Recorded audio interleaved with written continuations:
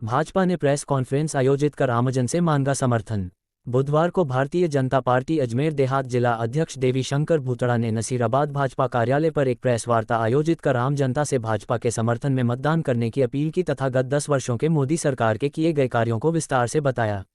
भूतड़ा ने बताया कि मोदी सरकार ने अब तक बहुत बड़े और जनहित के कार्य किए और उनमें सबसे विशेष कार्य अयोध्या में भगवान राम का मंदिर जो 500 वर्ष के संघर्ष के बाद बना एक सबसे बड़ी जीत है, वह जीत आम जनता की जीत है। उन्होंने कहा कि केंद्र की मोदी सरकार ने धारा 370, 3 तलाक, CAA जैसे मुद्दों पर त्वरित कार्यवाही करते हुए इन्हें लागू करने की पहल की जो देशहित और देश की अखंडता के लिए जरूरी थे। इतना ही नहीं, देश की सीमाओं को सुरक्षित करते हुए भारतीय सेना को मजबूत किया और पूरे विश्व में भारत को एक नई शक्ति के रूप में उभारा।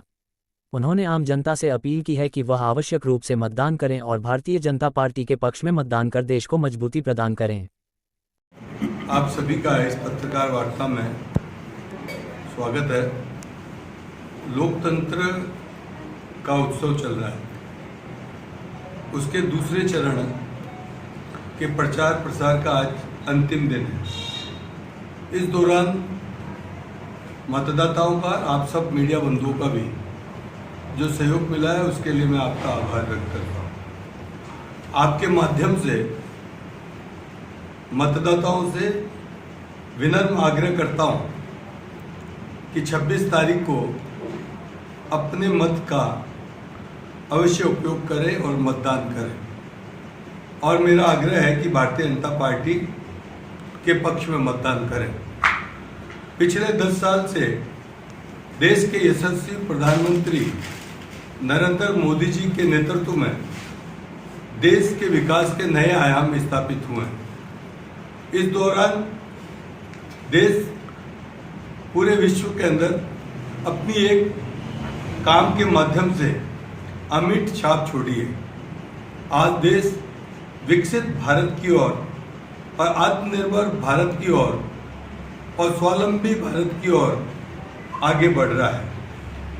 देश की आज़ादी के बाद 60 साल एक तरफ और 10 साल एक तरफ, इन 10 सालों में गांव, गरीब, किसान, खेत खलियान, युवा, महिला, हर वर्ग का विकास करते हुए मोदी जी ने विकास के साथ साथ विरासत को भी संरक्षित करने का कार्य किया है। आज उसी का नतीजा है कि वर्षों पुराने जो कलंक हमारे माथे पे लगे थे, 500 साल से एक लंबा संघर्ष चल रहा था, वो रामलला का, उस मंदिर का वो काम हुआ।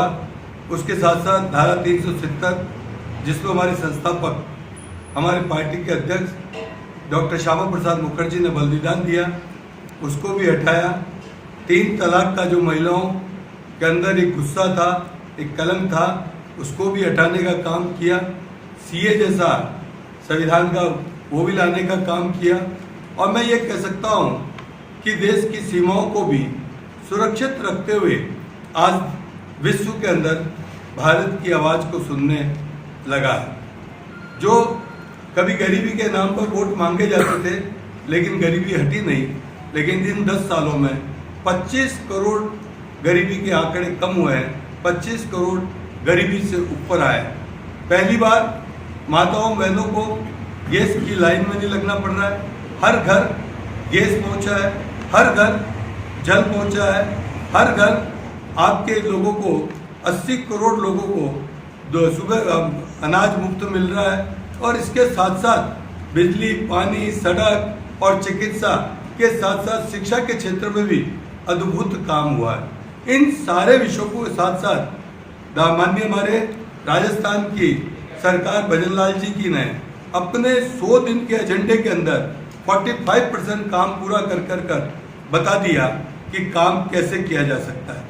आपराधिक तत्वों पर लगाम लगाते हुए जो युवाओं के भविष्य के साथ खिलवाड़ करते थे, उन पर रोक लगाते हुए, जब कांग्रेस का शासन था 19 परीक्षाओं के पेपर हुए और 19 लीक हुए, लेकिन किसी की गिरफ्तारी नहीं हुई। लेकिन माननीय भजनलाल जी की सरकार ने उन सब को जेल के शिकंजों में पहुंचाने का काम कर रही है। धीरे धीरे वो सब लोग, चाहे वो किसी भी स्तर का हो, वो सब के सब जेल के शिकंजों में जाने वाले हैं। इसके साथ साथ इस कालखंड के अंदर 3 परीक्षाएं हुई, लेकिन कोई पेपर लीक नहीं हुआ। मैं ये कह सकता हूँ कि राज कैसे किया जा सकता है, ये भारतीय जनता पार्टी ने बता दिया। भारतीय जनता पार्टी ने कहा था कि हम सरकार में आएंगे तो वेट कम करेंगे, वो वेट कम करके बता दिया। भारतीय जनता पार्टी ने हमारे आए तो रसोई गैस के जो 450 रुपये में वादा किया था, वो वादा पूरा किया। मैं ये कह सकता हूँ कि भारतीय जनता पार्टी जो कहती है वो करती है। इसलिए मैं देश के मतदाताओं से, विशेष रूप से अजमेर जिले के और अजमेर लोकसभा सीट के और राजसमंद लोकसभा सीट के मतदाताओं से आग्रह करूंगा कि 26 तारीख को अपने मत का उपयोग करें, मतदान करें, क्योंकि इस देश के लिए मोदी सरकार जरूरी है। और जो विजन है उनके पास विजन है, रीति है, नीति है, विचार है। तो दूसरी तरफ न रीति है, न नीति है, न विचार है, और कुल मिलाकर वे एक विजन लेकर के मोदी सरकार चल रही है। और उनका सपना है कि 2047 जब आज़ादी के 100 वर्ष हम पूरे करें तो देश एक विकसित भारत की ओर खड़ा रहे, देश विश्व गुरु कहलाए। इसके नाते मेरा मतदाताओं से आग्रह है कि भारतीय जनता पार्टी के पक्ष में अधिक से अधिक मतदान कर भाजपा प्रत्याशियों को विजय श्री दिलाएं। धन्यवाद। सर, जिस तरीके से अभी प्रथम चरण के अंदर जो वोटिंग हुई है जो बहुत कम देखी गई है, तो क्या भाजपा का जो नारा है 400 पार का वो सफल हो पाएगा? निश्चित रूप से 400 पार का नारा सफल हो रहा है।